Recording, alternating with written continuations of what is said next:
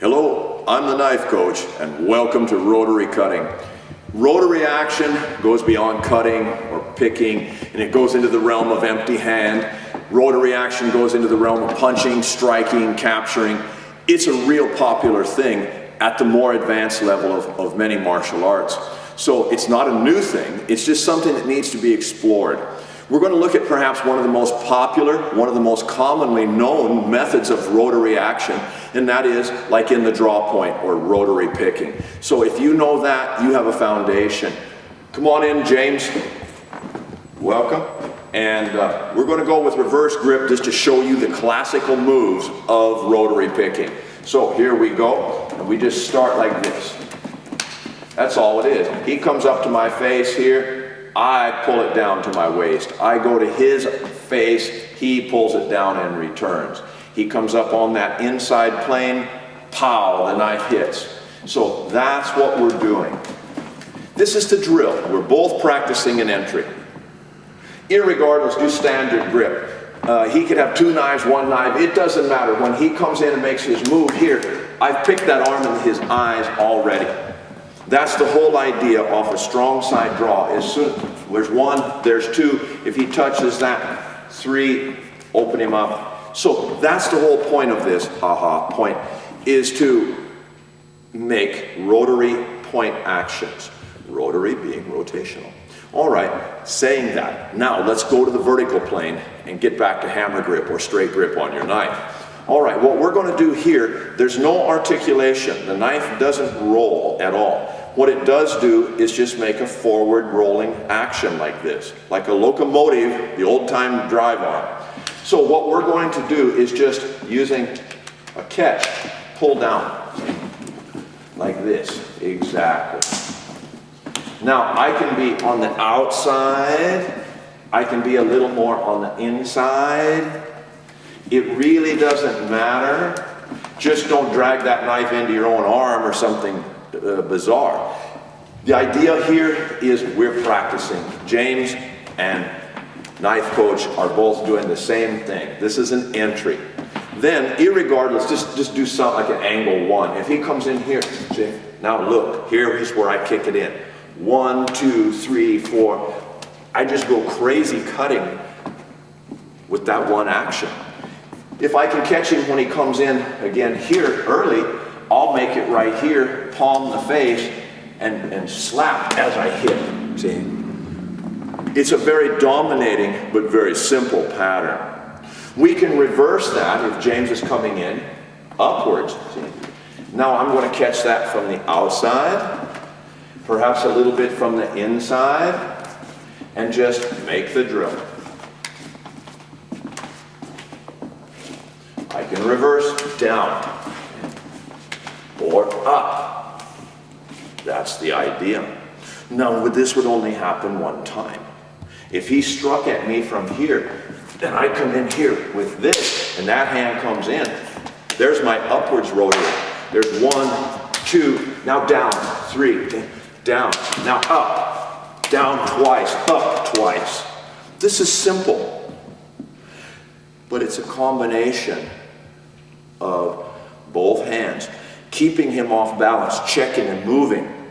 If I have to in here, I'll grab, hit, then come in, cut up. So, very simple, like dog paddling when you were a kid swimming. All right, so that's what I want you to practice on the vertical line, rotary, and returning. Now you could do this here, but that's just mauling and pawing with your knife. It's not so good. Be bold, face the front, capture, bait him with the knife, catch and cut, and begin your dominating pattern. From here, I've got the inside, outside. I can control him. Thank you, James. Next comes horizontal cutting. Andy, welcome, man. We're just going to do the horizontal cutting long distance at first. So from here, I make a pass or a pass. Could be angle 3 or 4. So he's here, this is the 3 for now. The actions of the knife fighter are not to stay here and try to push Andy's knife hand away. This is wrong. He'll cut you. Avoid or evade. This is what we're trying to do, is make those precision. Now, to add your pack, see, this is the disarm. Bang, you slap here. So this becomes 1, 2. And you say, well, why would you ever have the hand connected like that? Simple. I might pass through here and come up into here. If he parries, and there's my cut, and there's my cut.